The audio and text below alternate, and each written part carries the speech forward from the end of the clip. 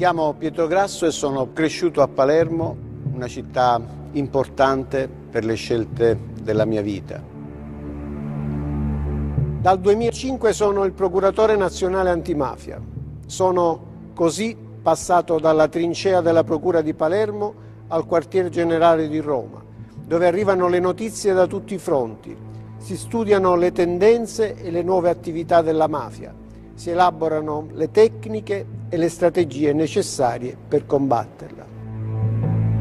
Sono trascorsi 20 anni da quando la RAI propose a Giovanni Falcone e al giornalista Alberto La Volpe di iniziare un programma intitolato Lezioni di mafia. Ma purtroppo 500 kg di tritolo fecero saltare in aria Falcone, la moglie, la scorta. Quel programma iniziò con una sedia vuota. E a lui dedichiamo questa serie di trasmissioni chiamate appunto Lezioni di mafia. Per me, che ero amico e collega di Giovanni Falcone, oggi è un grande onore raccogliere questa importante eredità. Lo faremo qui, dall'Aula Magna della Corte di Cassazione, dove alla mia destra sono indicati i magistrati vittime del terrorismo e della criminalità organizzata. L'aula dove si celebra il rito finale della giustizia e dove ogni anno si inaugura l'anno giudiziario.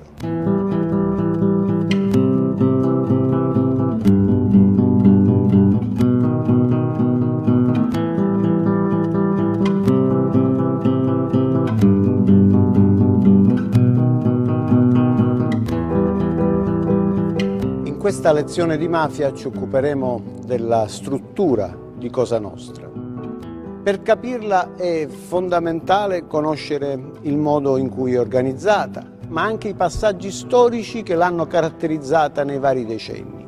In questa cornice, in quest'Aula Magna della Suprema Corte di Cassazione, proveremo a raccontare la base del potere mafioso, la cupola.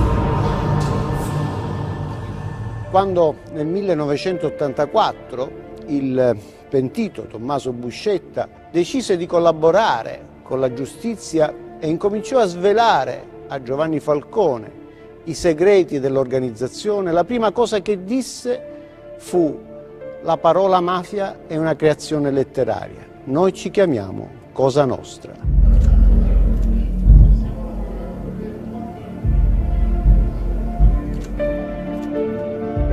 Noi non avevamo idea come Cosa Nostra fosse strutturata, non sapevamo i vari livelli gerarchici che la componevano e fu Don Masino Buscetta che a Giovanni Falcone dette le chiavi per capire appunto la mafia, per conoscerne non solo i segreti, ma il retroscena, i delitti, le motivazioni di tante azioni delittuose, ma soprattutto la sua configurazione, la sua struttura.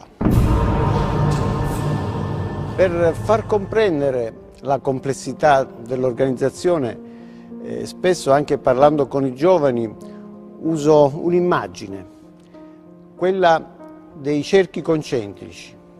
Rappresento l'organizzazione come una serie di cerchi concentrici partendo dal suo nucleo centrale, quella che è la struttura organica militare di Cosa Nostra. Ci sono gli uomini d'onore, perché così si chiamano gli uomini che fanno parte dell'organizzazione del nucleo centrale. Ci sono gli uomini d'onore riservati, assolutamente sconosciuti a tutti se non al capofamiglia.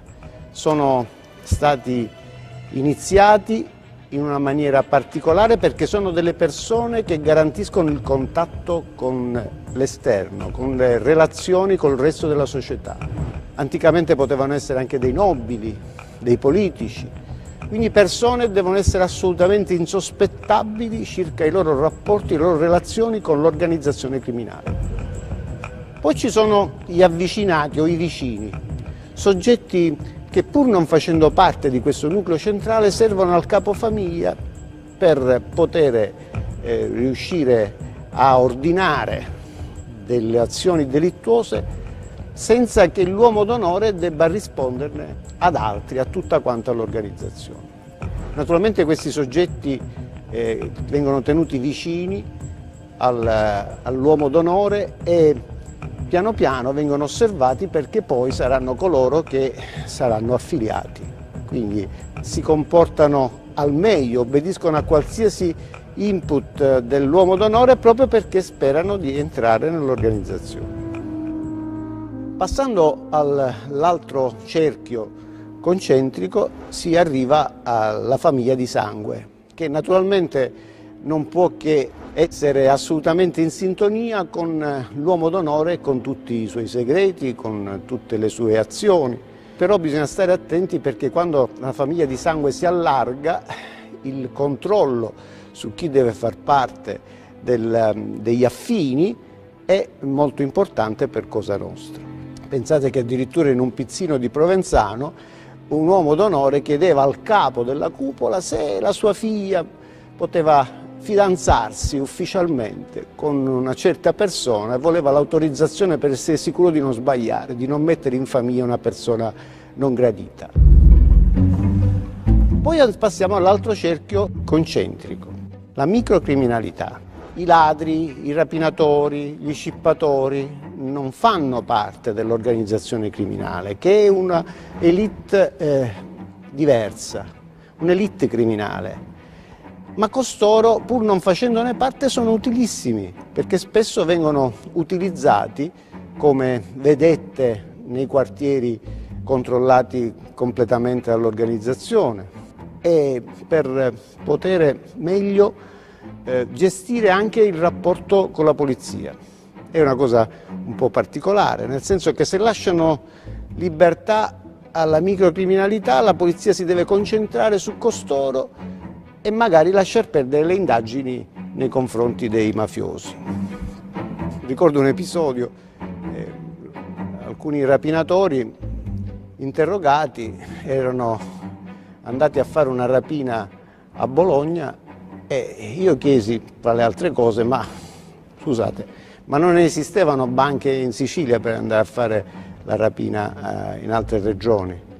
Sì, mi disse uno, però in Sicilia dobbiamo pagare il 50% all'organizzazione sul provento della rapina, mentre in altre regioni questo non lo paghiamo. L'ultimo dei cerchi concentrici è costituito da tutte quelle persone che sono assolutamente esterne a Cosa Nostra, ma che sono la vera forza di Cosa Nostra. E sono tecnici, imprenditori, politici, burocrati, commercialisti, tutte persone che aiutano il sistema complessivo di Cosa Nostra. Ma perché un semplice cittadino dovrebbe aiutare un'organizzazione criminale? Cosa ha in cambio? Beh, avere amici che contano è importante in una società che viene dilaniata dall'eterno bisogno. E allora in questo sistema la mafia prospera. Mi raccontava un collaboratore di giustizia che si era interessato per far vincere un concorso presso un ospedale a un medico però che lui stesso definiva un asino completo, che non si sa come si era riuscito a laureare. E quando questo medico prese servizio nel pronto soccorso del suo paese, un giorno sua moglie telefonò che il ragazzino, il loro figlio, aveva avuto un incidente col motorino e lo stava portando al pronto soccorso. Al che lo stesso mafioso dice: un momento, fammi controllare chi c'è di turno oggi al pronto soccorso.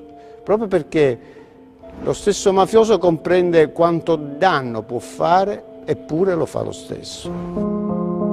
Questi 4 cerchi di cui abbiamo parlato si allargano e si restringono in relazione alla repressione da parte di magistratura e forze di polizia. Cosa Nostra ha una struttura unitaria e verticistica e il capo della famiglia è un re sul proprio territorio, nel senso che qualsiasi cosa succeda nel proprio territorio dipende da lui ed è controllata da lui. nessuno gli può dire nulla. All'interno di questa famiglia ci sono anche altre strutture. Una struttura che risaliva a una denominazione dell'esercito romano, ai tempi dell'antica Roma, la decina. La decina era un sottogruppo all'interno della famiglia che veniva organizzata e comandata da un capodecina.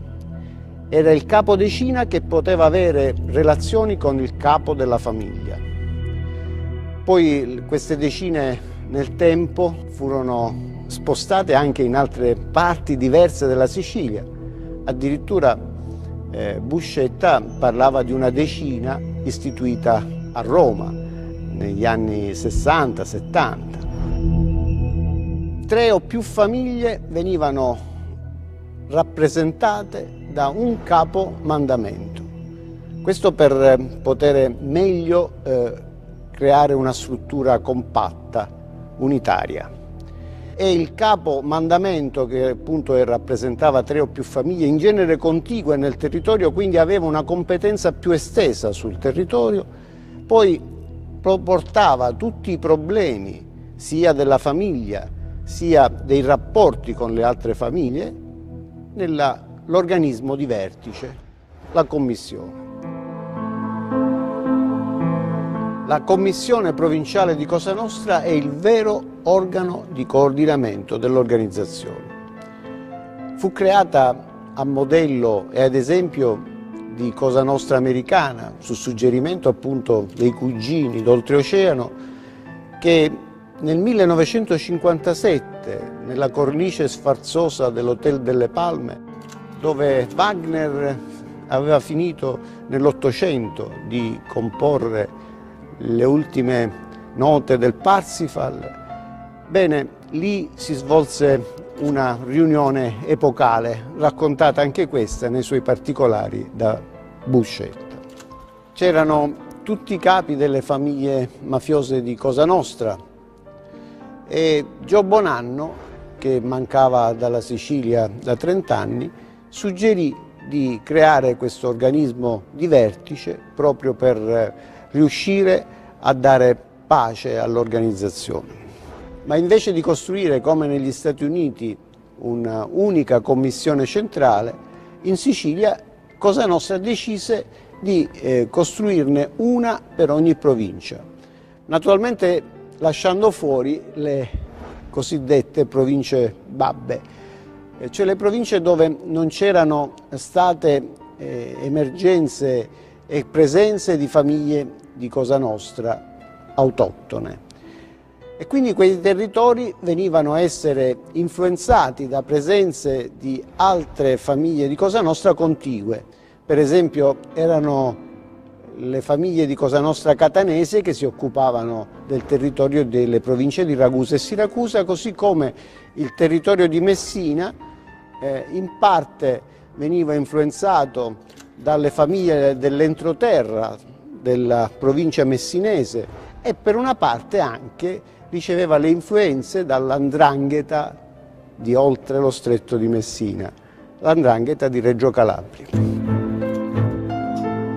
La più importante delle commissioni è la Commissione Provinciale di Palermo, che assume e assumerà per sempre la direzione strategica dell'organizzazione Cosa Nostra. Il primo capo della Commissione di Palermo sarà Salvatore Greco, detto Cicchiteddu, uccellino, come ci disse Buscetta. Abbiamo visto come è strutturata Cosa Nostra, ma adesso dobbiamo capire come agisce. Bene, nell'organizzazione la funzione è quella soprattutto di mediare tra le famiglie, quella di mantenere il più possibile la pace per fare meglio gli affari. Ma nel contempo l'organizzazione assume una funzione esecutiva, crea delle compensazioni quando ha affari in diverse province della Sicilia oppure nell'ambito dello stesso territorio palermitano. E infine può stabilire di fare degli affari come il traffico di stupefacenti organizzato direttamente con fondi dell'organizzazione.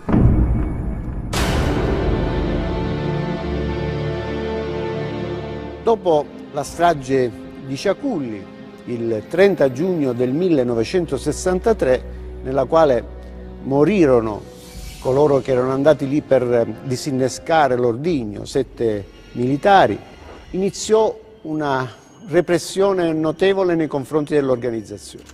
Si istituì la prima commissione parlamentare antimafia sul fenomeno mafioso in Sicilia. I processi che si celebrarono a Bari e a Catanzaro si risolsero in un buco nell'acqua per la mancanza di testimoni e l'organizzazione ha un periodo di stasi.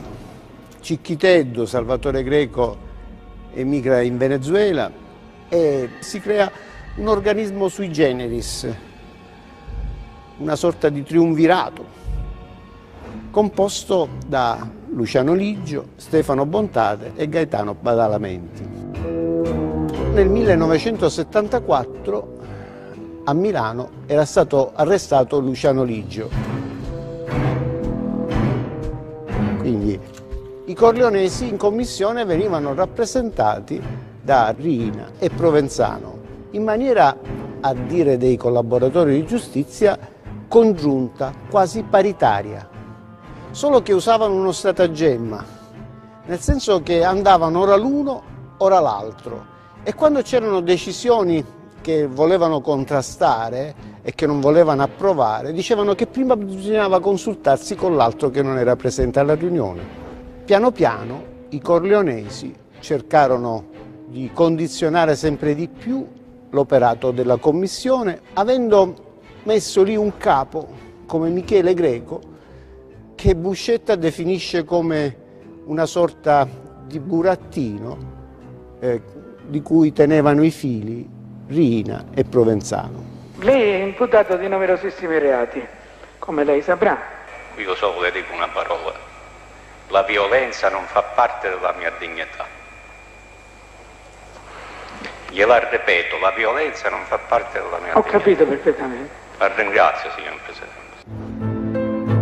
I corleonesi incominciarono a compiere delle azioni delittuose in maniera riservata, nascosta, per mettere in crisi le famiglie avversarie.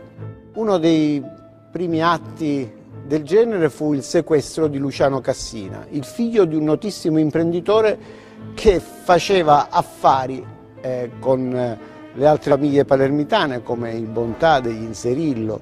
Era nel sistema Ciancimino, nel sistema sindaco di Palermo, che costituiva un trade union con i corleonesi, soprattutto con Provenzano, e questo aveva messo in crisi le famiglie palermitane perché non riuscivano a giustificare come mai poteva avvenire una cosa del genere e loro non erano informati.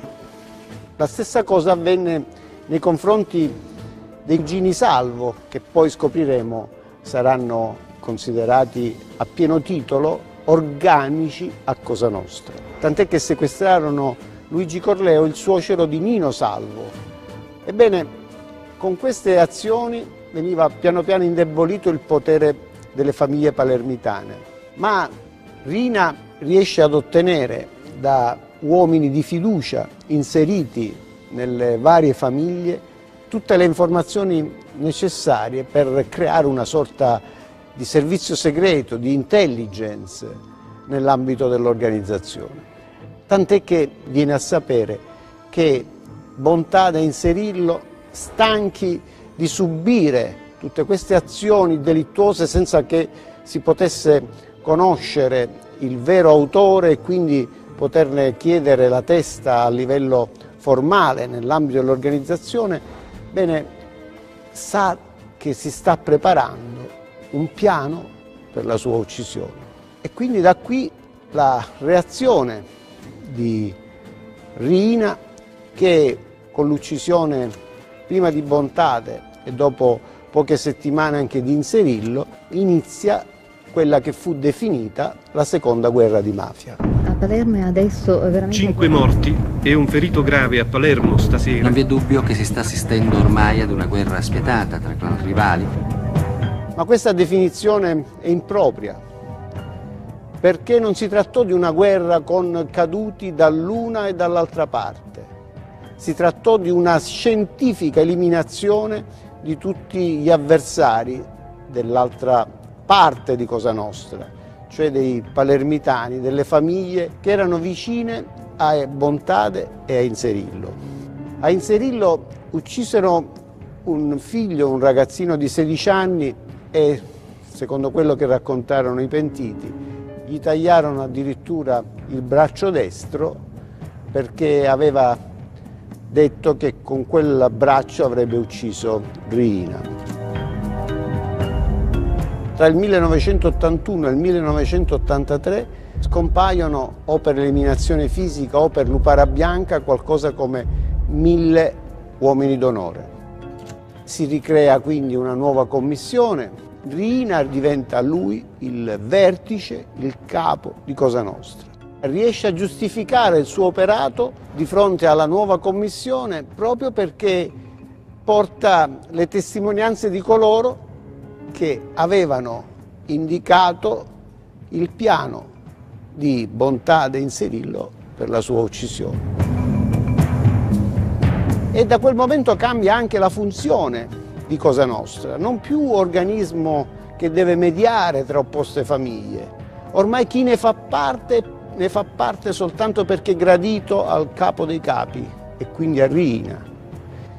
Ne fa parte e non potrà che assentire a tutte le decisioni che prenderà Riina. E quindi, seppur formalmente viene mantenuto questa cupola, che dà le direttive, sostanzialmente si arriva a una forma altamente verticistica di un vertice unico composto appunto da Riina. E questo, secondo Buscetta, aveva messo in crisi tutti quelli che erano i bei principi di democrazia, di partecipazione che avevano ispirato l'organizzazione Cosa Nostra. Io non condivido più quella struttura a cui io appartenevo. Totò Riina fu arrestato il 15 gennaio del 1993 e già questo fu uno sconvolgimento nell'ambito dell'organizzazione, che fu presa in mano dal cognato Leoluca Bagarella insieme a Giuseppe Graviano e ai suoi fratelli di Brancaccio e in un secondo momento anche da Brusca, da Giovanni Brusca, e insieme proseguirono quella strategia di attacco allo Stato che aveva portato dapprima alle stragi di Falcone e Borsellino nel 92 e poi porterà alle stragi di Firenze, Roma e Milano nel 93 e alla fallita strage dell'Olimpico del gennaio 94. Dopo il 94 l'organizzazione subisce un ulteriore mutamento perché viene diretta da Provenzano, da Bernardo Provenzano, che cambia completamente strategia, nel senso che è fautore della strategia della sommersione, dell'invisibilità, che non bisogna più commettere omicidi eclatanti che fanno clamore per poter consentire all'organizzazione colpita dalla repressione, dalle dichiarazioni dei pentiti, dagli arresti, dalle catture, per dare modo all'organizzazione piano piano di ristrutturarsi. Così come era avvenuto negli anni 70 col Triumvirato, gli organi formali vengono un po' destituiti dalla loro funzione e operano le famiglie nel loro territorio. Naturalmente, man mano che venivano arrestati anche i capi delle famiglie, allora in quel caso, non potendo essere sostituiti da reggenti che avevano la stessa capacità, i capi famiglia o i capi mandamento che erano rimasti liberi esercitavano, su consenso dei capi in carcere, anche un loro controllo in altre zone. Piano piano quindi si è modificata anche la struttura sul territorio, nel senso che negli ultimi tempi un capo mandamento come Salvatore Lo Piccolo aveva esteso il suo territorio di competenza ben oltre quello che era il suo mandamento e quasi metà della città era sotto il suo controllo. Saranno gli arresti poi di Provenzano e di Lo Piccolo a ridurre ormai l'organizzazione senza più una struttura capace di governarla sotto il profilo della direzione strategica. In una delle ultime operazioni di polizia, attraverso delle intercettazioni ambientali, si è potuto cogliere questo tentativo dell'organizzazione di ricreare la commissione, seppur con dei reggenti, ma una commissione capace di poter prendere le decisioni più importanti. Perché questo? Perché secondo le regole dell'organizzazione il capo in carcere non può essere destituito, rimane capo. E quindi qualsiasi decisione del reggente non può che riguardare l'ordinaria amministrazione, non certo le alte strategie. E il regime del 41 bis, del carcere duro che non consente colloqui con l'esterno, ha impedito ai capi in carcere di continuare a comandare, a esercitare il loro potere. In seguito alle nostre indagini si è accertato che il numero dei componenti di questa struttura centrale, organica, la parte militare di Cosa Nostra, poteva ammontare a circa 5.000 soggetti. Se si confronta questo numero con i cittadini siciliani, che ammontano a oltre 5 milioni e mezzo, quasi 6 milioni, se ci fosse una battaglia campale non ci sarebbe storia.